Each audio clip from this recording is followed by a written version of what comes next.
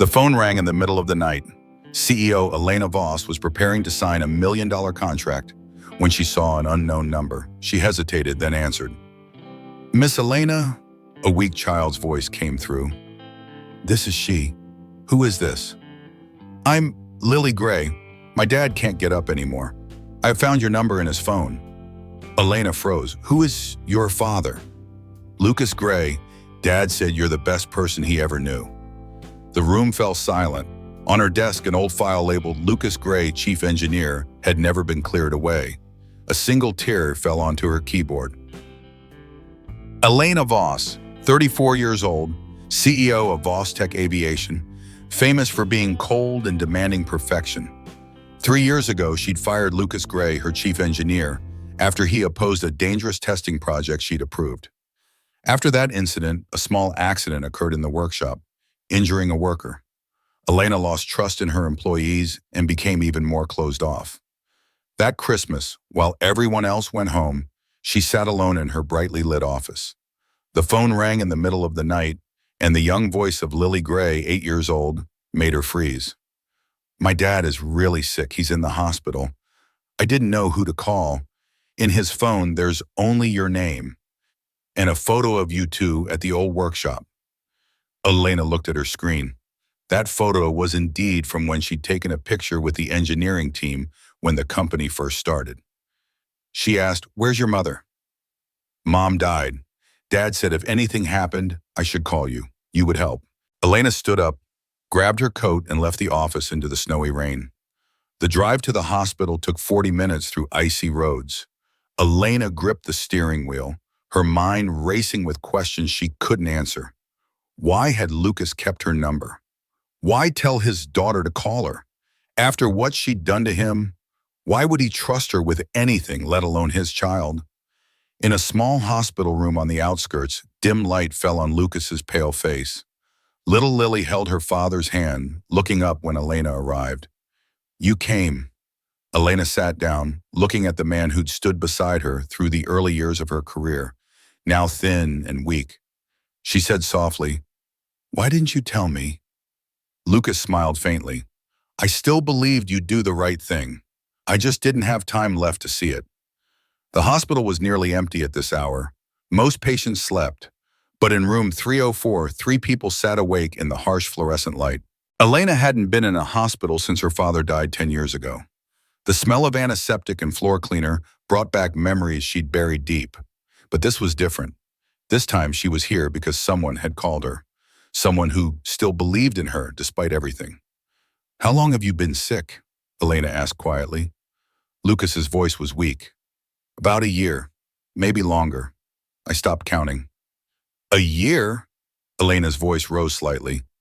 "You've been sick for a year and you never called you." He finished her sentence. "What would I have said? Hello, it's the engineer you fired. By the way, I'm dying?" The bitter humor in his voice cut through her. Lily tugged on Elena's sleeve. "Dad didn't want to bother you. He said you were busy building important things." Elena looked at this child, so small, so brave, sitting in a hospital chair that swallowed her whole. "How long have you been here alone with him?" 3 days. The neighbor lady brings food sometimes, but she has her own kids." 3 days, this 8-year-old had been managing a hospital room, her dying father, and her own fear for 3 days. Elena's chest tightened with a pain she hadn't felt in years. Guilt, real, crushing guilt. "I'm staying," Elena said suddenly. Both Lucas and Lily looked at her in surprise. "You're staying?" Lucas asked. "Yes, tonight, however long it takes." "Elena, you don't have to." "I know I don't have to. I'm choosing to." She pulled out her phone and sent a message to her assistant. "Cancel all meetings for the next week. Family emergency." It was the first time she'd used the word family in a work email in 3 years. Lily's face lit up. "Really? You'll stay?" "Really." The little girl threw her arms around Elena's waist, hugging tight. Elena stiffened at first, unused to physical affection, then slowly wrapped her arms around the child. Over Lily's head, Elena and Lucas's eyes met. "Thank you," he mouthed silently. Elena shook her head. "No thanks were needed. Not for this." She owed him far more than one night in a hospital. She looked around the small room, a single chair that converted into an uncomfortable bed, a window overlooking the parking lot, medical equipment beeping steadily. This was where Lucas had been spending his final days, and his daughter had been spending them with him. On the wall hung an old photograph. Lucas and Elena standing next to their first airplane prototype, both young, both smiling, both believing they could change the world.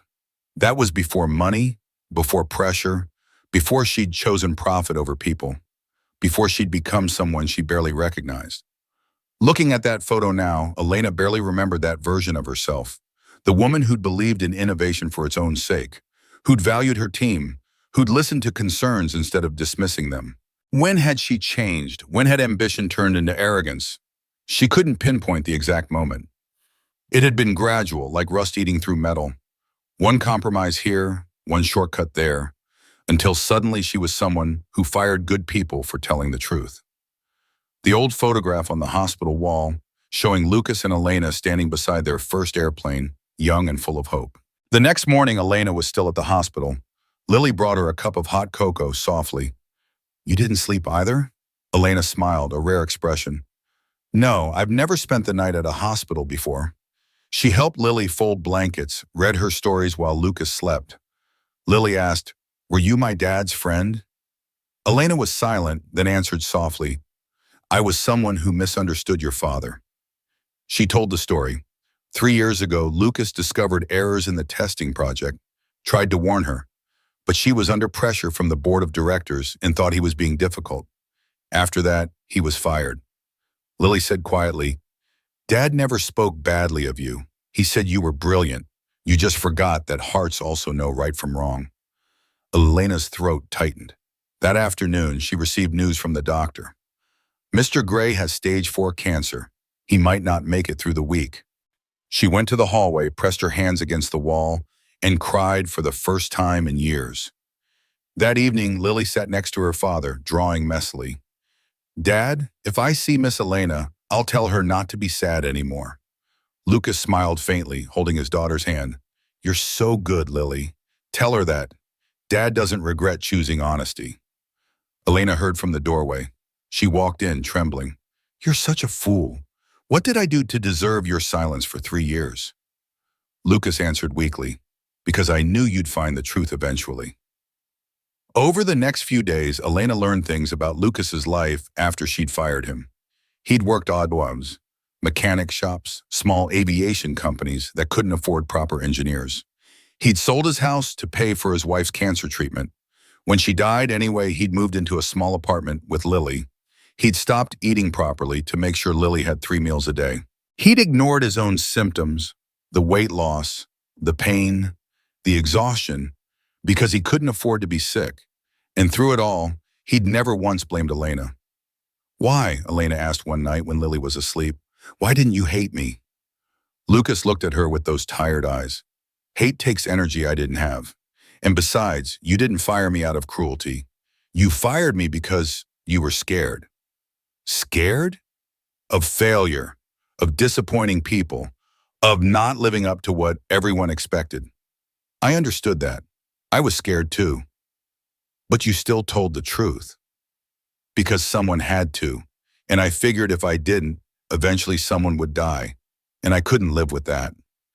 Elena realized then that Lucas Gray was a better person than she'd ever be. Not because he was perfect, but because when faced with an impossible choice, he'd chosen integrity over comfort. She'd chosen the opposite. One afternoon while Lucas slept, Lily showed Elena her drawings. Pages and pages of airplanes. Some realistic, some fantastical, all labeled with careful handwriting. "Dad teaches me about planes," Lily explained. "He says when Mom died, she turned into a cloud. So if I learn to fly, I can visit her." Elena's heart broke a little more. "Your dad is very smart." "I know. That's why I don't understand why no one wanted to hire him. He applied to so many places. They all said no. Because I destroyed his reputation," Elena thought. "Because I let the board spread rumors that he was difficult, unreliable, insubordinate. Because I was too proud to admit I'd made a mistake." Lily, Elena said carefully. Would you like to go to a good school with art classes and science labs? We can't afford that. What if someone helped? Lily looked at her seriously. Are you talking about you? Maybe. Dad wouldn't want charity. It's not charity, it's making things right. Lily considered this. Okay, but only if you promise something. What? Promise you'll tell Dad he was right about the airplane project. Promise you'll tell him before he... She couldn't finish the sentence.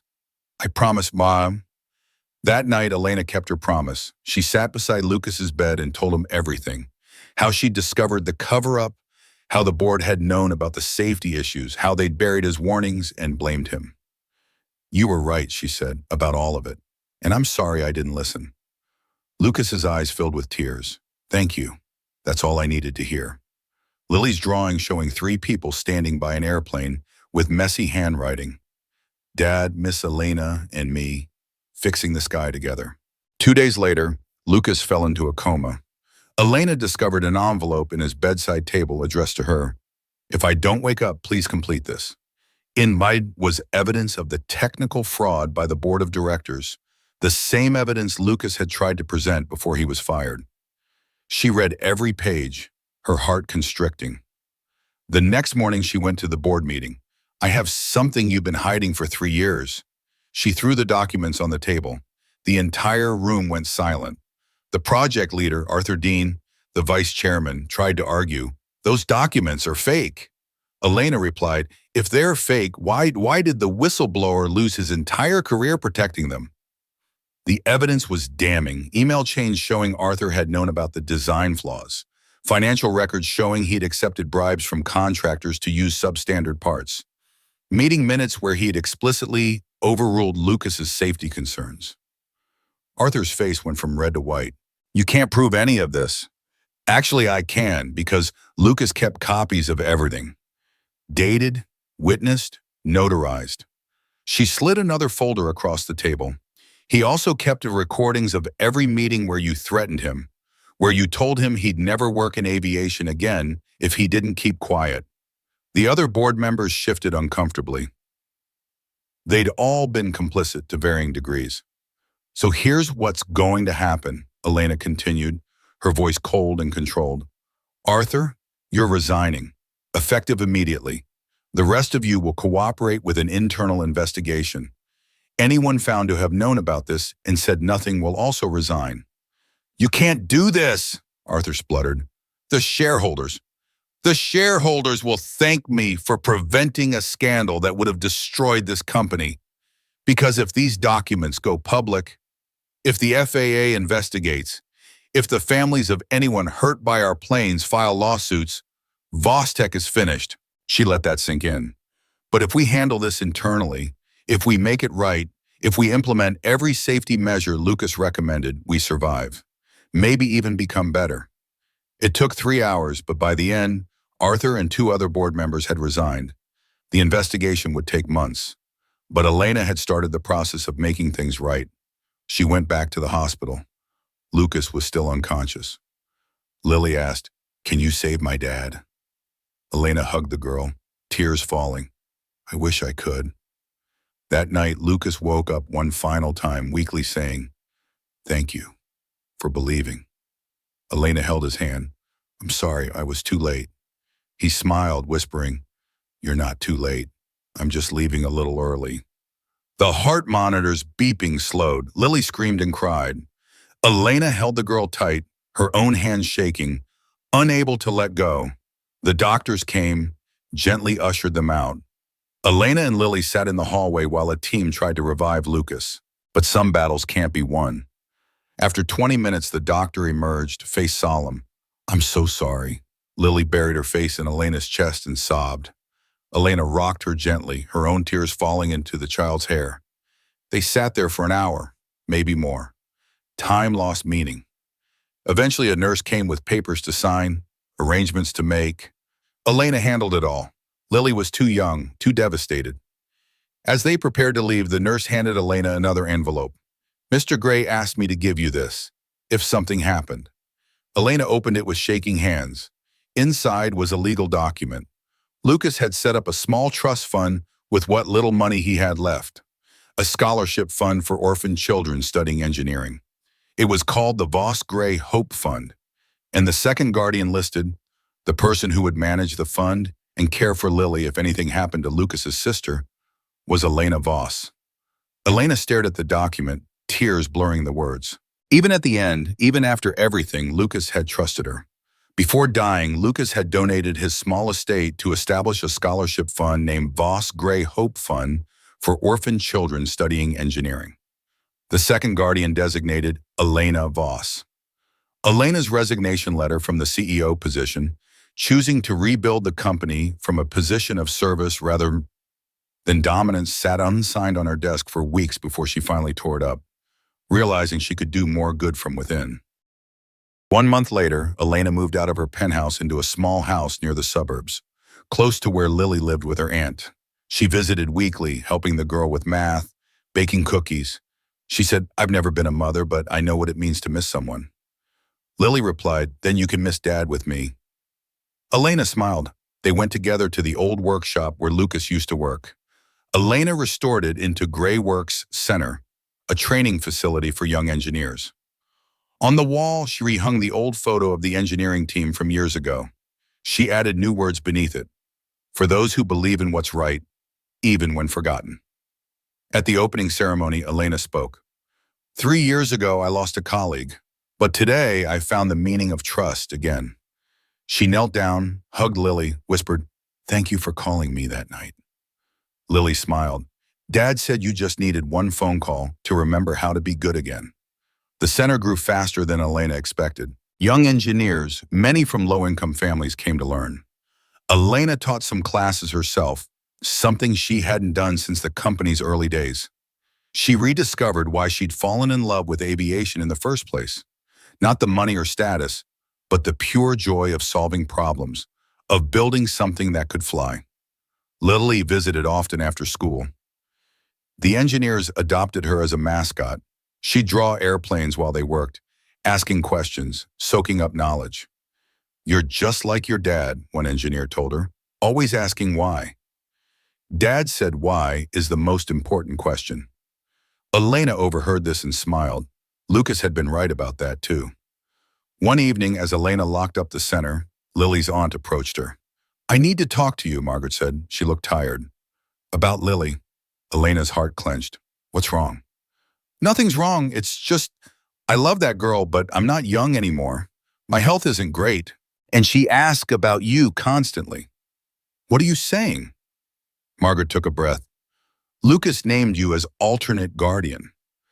I think he knew I wouldn't be able to do this alone. So I'm asking, would you consider sharing custody? Or even, if you're willing, adopting her?" Elena stared. "Adopting her? She loves you. You love her. And Lucas trusted you enough to put it in his will."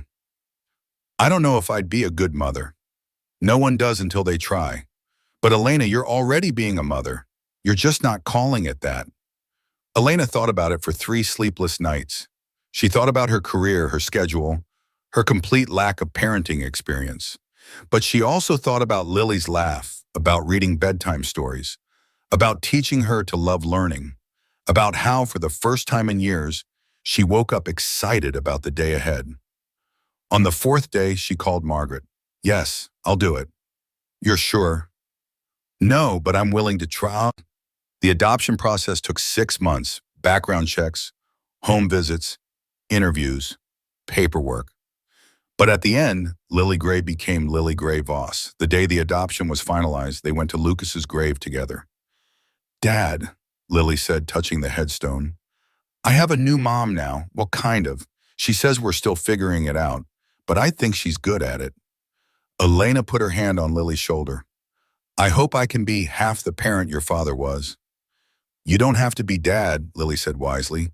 "You just have to be you." The machinery in the old workshop turned on again, the first light shining through thick dust, symbolizing life returning after years of darkness. 1 year later, the first Christmas party at Grayworks, people laughing, children running around the tree. Elena hung a glass ornament engraved with 3 names, Lucas, Lily, Elena. Lily brought a small box. Inside was a piece of paper her father had written.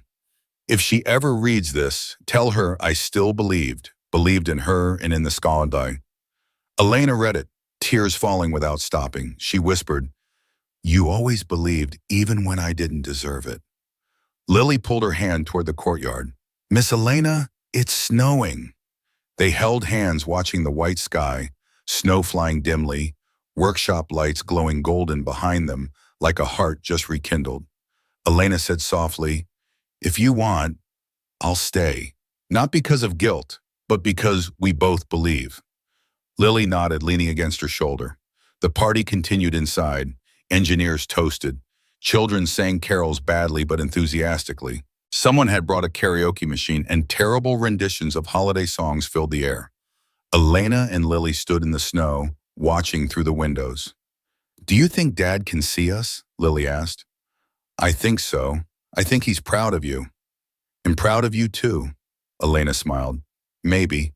I hope so." They went back inside, shaking snow from their coats. Someone handed Elena a mug of hot cider. Someone else convinced Lily to sing. The girl's voice was off-key but sweet, singing about snowmen and winter wonderlands. Elena watched her, this child who'd become her daughter, and felt something she'd thought lost forever. Peace, simple, uncomplicated peace. The workshop had become more than a training center. It had become a community. Young engineers who'd grown up in foster care found mentorship here. Kids like Lily, who'd lost parents, found surrogate families among the staff and volunteers. It wasn't just about building airplanes anymore. It was about building lives. Elena had funded 10 full scholarships that year, not through Voss Tech, but through her personal wealth. Money she'd once spent on penthouses and luxury cars now went to kids who reminded her of Lucas. Kids who had brilliant minds, but no resources. One of those scholarship students, Marcus, approached her during the party. "Miss Voss, I just wanted to thank you. Because of this program, I got accepted to MIT." Elena smiled. "That's wonderful, Marcus. Your hard work paid off." "It's not just the scholarship. It's everything, the tutoring, the mentorship, the belief that someone like me could actually make it. Mr. Gray would be proud of what you've built." "We built it," Elena corrected. "Everyone here built it together." Later, after everyone had gone home, Elena and Lily cleaned up together. "This was a good party," Lily said, picking up paper plates. "It was. Dad would have liked it." "Yes, he would have." They finished cleaning, turned off most lights, leaving only the string lights on the tree glowing softly. "Can we come back tomorrow?" Lily asked. "We come here every day." "I know, but can we come just to be here? Not to work, just to remember." "Of course we can." They stood together in the quiet workshop among the tools and workbenches and half-built projects. This place had been Lucas's dream once. Now it was his legacy. And theirs. "Mom," Lily said tentatively. She'd started calling Elena that a few months ago, and it still made Elena's heart skip every time. "Yes, sweetie. Thank you for answering the phone that night." Elena knelt down, eye level with her daughter. "Thank you for calling. Thank you for being brave enough to reach out to someone you'd never met. Thank you for giving me a second chance I didn't deserve." Dad said everyone deserves a second chance, even people who mess up really bad. Your dad was very wise. I know. I wish you'd known him better, before he got sick. Me too, but I'm grateful I got to know him at all, even at the end. They hugged there in the workshop with snow falling outside and Christmas lights twinkling inside. Through the window, 3 shadows could be seen against the light. Elena, Lily, and in the old photograph on the wall, Lucas's smiling face watching over them. A family built not from blood, but from choice, from forgiveness, from the courage to answer a phone call in the middle of the night and say yes to a second chance. Elena thought about the woman she'd been a year ago, cold, isolated, convinced that success meant never showing weakness, never admitting mistakes. That woman wouldn't have answered Lily's call. She would have blocked the number and gone back to her contract negotiations. But something in that little girl's voice had broken through. Some desperate, genuine need that reminded Elena she'd once been human. Now holding her daughter, standing in a workshop dedicated to a man she'd wronged, but who'd forgiven her anyway. Elena understood what success actually meant. It wasn't money, it wasn't power, it wasn't even legacy. It was this: human connection, making things right, being someone worth believing in.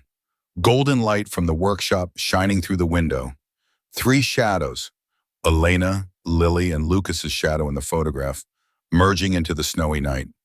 Sometimes the person bringing the call we don't expect is the one who helps us remember we once had a heart.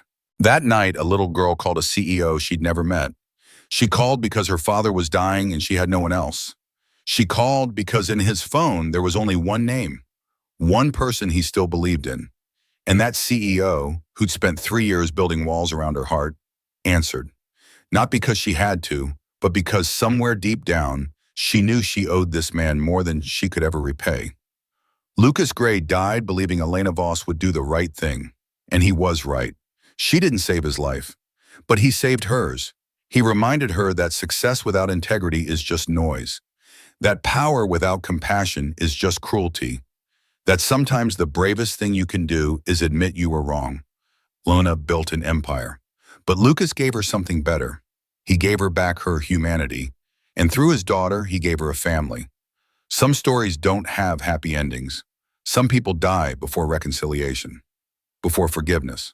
But the mark they leave behind, the people they change, the lives they touch, that lasts forever. Lucas Gray's legacy wasn't the airplanes he designed or the problems he solved. It was a little girl who learned to be brave and a CEO who learned to be kind. And that's worth more than any fortune. If you believe healing stories like this deserve to be told and not forgotten, please leave a comment and subscribe to Hidden Heart Stories. We tell the stories that should never be forgotten. Thank you for watching, and remember, it's never too late to answer the phone when someone needs you. See you in the next story.